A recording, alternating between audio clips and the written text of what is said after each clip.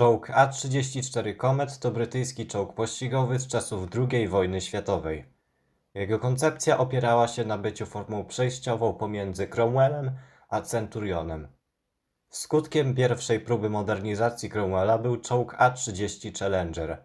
Posiadał on dodatkową jedną oś, tak aby można było w nim zamontować większy pierścień wieży i co za tym idzie znacznie lepszą armatę na coraz to nowsze konstrukcje niemieckie pokroju Tygrysów i Panter. Szybko jednak okazało się, że projekt jest niewystarczający dla brytyjskiej armii, dlatego postanowiono ruszyć z kolejnymi pracami, a efektem tych działań był właśnie czołg A-34 Comet.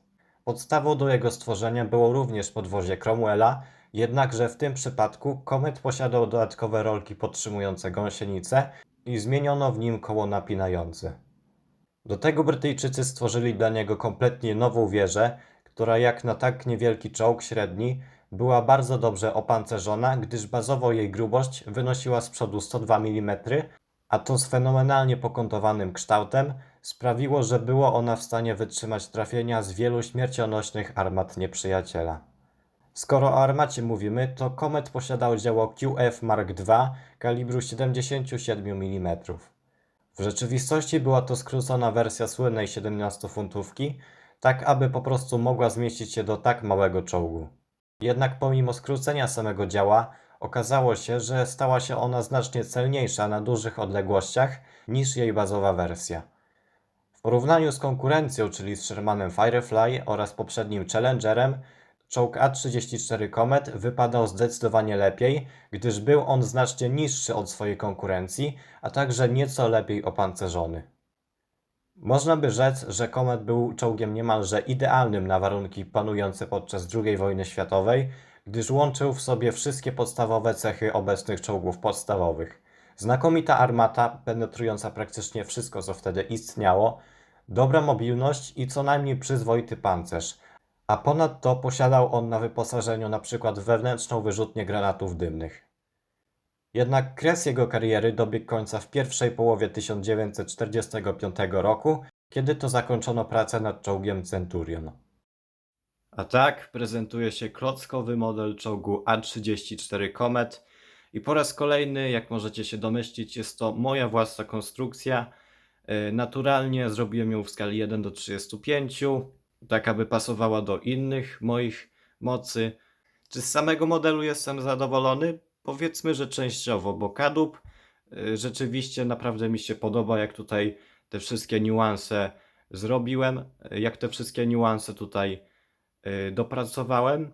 Natomiast no wieża, starałem się jak mogłem, tak?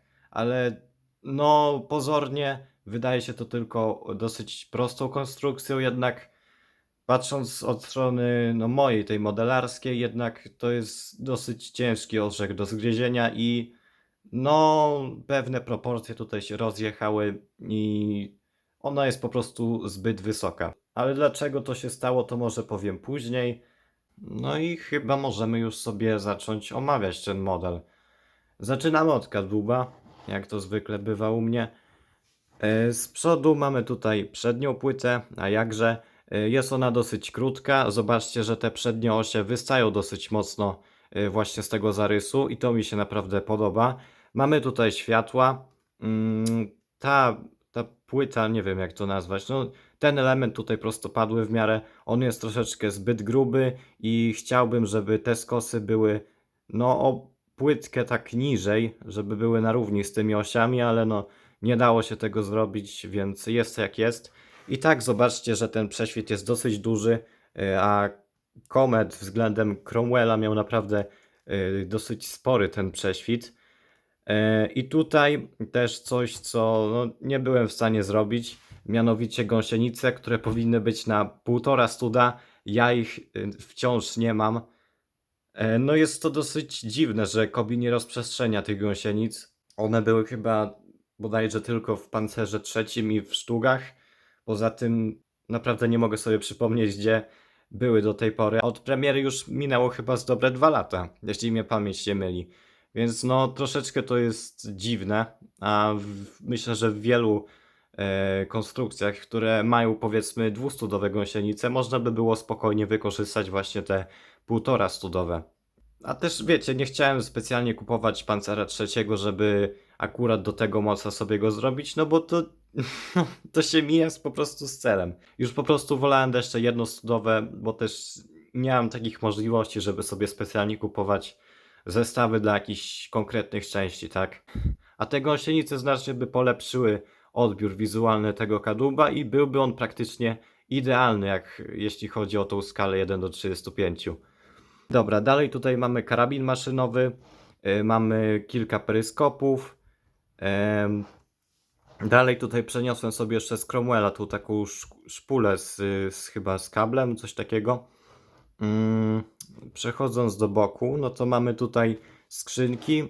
Po obu stronach one są dokładnie takie same, bo w Cromwellu były jeszcze tutaj bardziej przedłużone. Kolejna kwestia, no to zobaczcie te osłony błotników.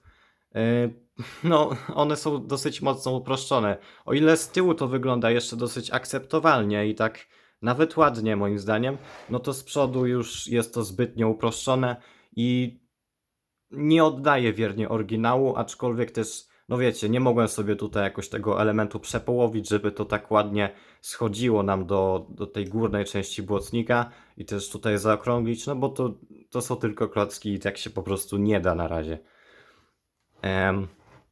Trakcja jezdna, no to oczywiście gąsienice.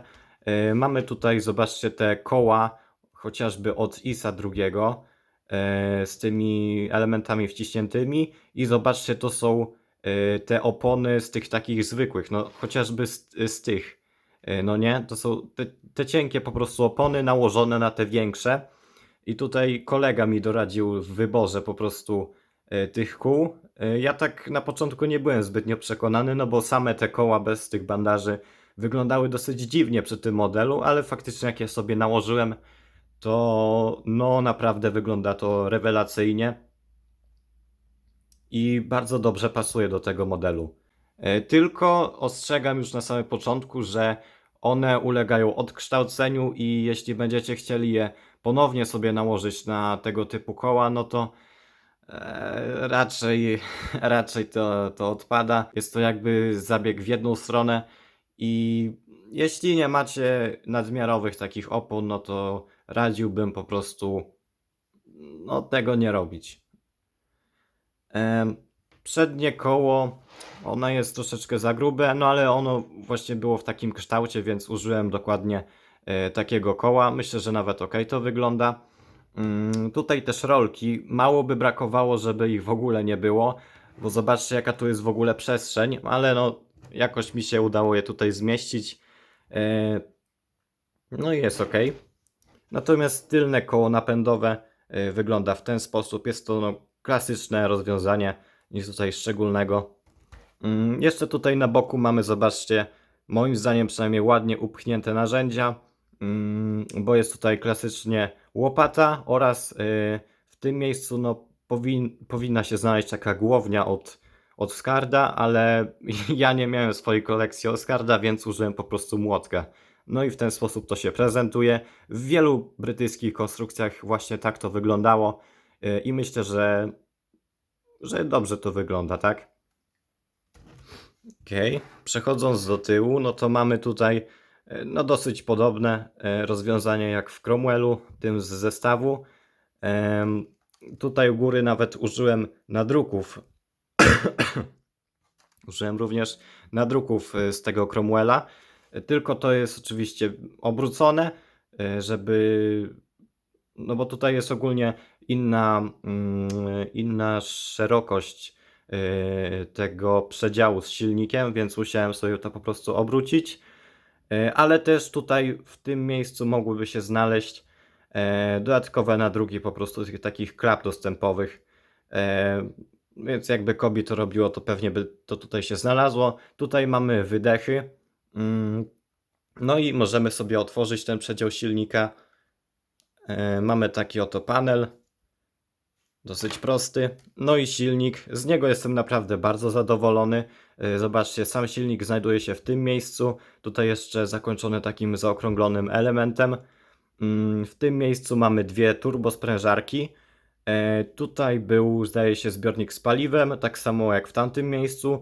Tutaj w kilku modelach dosłownie, tych takich modelarskich widziałem coś takiego, nie wiem co to dokładnie jest, być może jakaś chłodnica, coś takiego. Natomiast chłodnica na pewno znajdowała się w tym miejscu. Tam jeszcze powinny być takie wentylatory, ale tego mi się nie udało tutaj zmieścić. No i na samym końcu tutaj mamy oczywiście przekładnię. No i zajmijmy się już tą nieszczęsną wieżą. Jak to tutaj wygląda? Na sam start powiem, że zacząłem właśnie od tej wieży, bo wiedziałem, że z nią będzie największy problem. E, Głównie było to spowodowane tym, że ona, zobaczcie, tutaj ma taki dosyć gruby pierścień. No i jak chciałem to zrobić, żeby to było tak normalnie rozwiązane, w sensie, że wiecie, że tam mamy ten element do obracania na linii mniej więcej tej podstawy, no to nie dało się tego zrobić, no bo przecież tutaj mamy te zaokrąglenia, co nie? Więc musiałem ten element obrotowy zmieścić właśnie pod tą wieżą. Tak on wygląda. Zobaczcie, tutaj się normalnie wszystko kręci, dosyć płynnie. Nie ma tutaj jakby żadnych tarć. A ten pierścień, no zobaczcie, on musiał być jeszcze wsparty przez te blaszki wzmacniające. No i to podwyższyło, chcąc nie chcąc, samą wieżę. No i to jest jedno. A drugie to to, że ten wystający element, znaczy no wystający, no zobaczcie, tutaj od tego powiedzmy kosza, chociaż to nie jest chyba kosz. Dobra, nieważne. Tutaj od tego elementu wystającego u góry po prostu mieliśmy troszeczkę niższą właśnie tą wieżę, ale ta metoda, jaką ja tutaj użyłem, czyli częściowo, zobaczcie tutaj snot, częściowo tutaj dopasowałem właśnie te skosy do tej przedniej górnej płyty, spowodowały to, że no jest ta wieża troszeczkę za duża i łącznie z podstawą i tą górą jest tutaj chyba dosłownie jeden stód za wysoko, albo tam dwie płytki tak na poziomo. No i rozumiem, jeśli komuś się to nie spodoba, no, ale na tą chwilę naprawdę nie mam pojęcia, jak to inaczej rozwiązać, więc ja prezentuję takie rozwiązania. Jeśli ktoś ma pomysł, to możecie podsyłać w komentarzach na Facebooku. Chętnie zobaczę. A jeśli nie, no to przejrzyjmy się, co ja tutaj zrobiłem. Na początku lufa, dosyć prosta. Ona nie jest ruchoma, no bo to jarzmo jest dosyć skomplikowane. I tam po prostu nie miałem miejsca na to, żeby pokusić się na ruchomość tej armaty. Ale podoba mi się, jak tutaj to wszystko zostało wykończone, te wszystkie elementy zaokrąglone. Tutaj mamy karabin maszynowy, tutaj mieliśmy tą dziurkę obserwacyjną. W tym miejscu był peryskop, nie, tutaj były peryskopy, tutaj chyba była kopułka wentylacyjna. Tutaj zdaje się był wyrzutnik granatów dymnych i on może nam też posłużyć, żeby otworzyć sobie ten właz. Proszę bardzo. Drugi oczywiście też jest otwierany, chociaż ja bym chciał, żeby to był ten płaski właz, ale no, nadal nie mam takiego w kolekcji, więc jest po prostu taki. I tam oczywiście mamy troszeczkę miejsca na figurki. Dobra, trzeba pamiętać o tym wyrzutniku, żeby go obrócić. I ta płyta jest oczywiście na zawiasie, ale ona jest dosyć wytrzymała. Tutaj jak się w nią uderzy, raczej nie powinno się nic stać. Zobaczcie też, że ona jest dopasowana właśnie do tych elementów, które są z kosami w dwóch, powiedzmy, płaszczyznach. W sensie, że to leci stąd, leci też z góry i dosyć dobrze mi się one dopasowały, jeśli chodzi o ogólny wygląd tej wieży, ale no niestety one są troszeczkę zbyt ostre, powinny tak bardziej na płasko iść. No więc generalnie ta wieża jest dosyć spójna, ale no troszeczkę jej brakuje do ideału, tak? Tutaj też był taki element chroniący dodatkowo ten właz. Dobra, tutaj jeszcze zobaczcie, po bokach umiejscowiłem sobie gąsienice, tyle że to są te dwustudowe. No, jakoś po prostu mi to lepiej wizualnie pasowało. Tutaj też mamy zwinięte prezenty po dwóch stronach. Mamy dwie anteny. Dosyć fajnie one wzbogacają wizualnie ten model. I tutaj na końcu mamy takie dwa elementy. Szczerze nie jestem pewien do końca, co one miały robić, ale gdybym miał strzelać, to by było coś, powiedzmy, od radiostacji, coś w tym stylu. No i to chyba tyle, jeśli chodzi o ten model.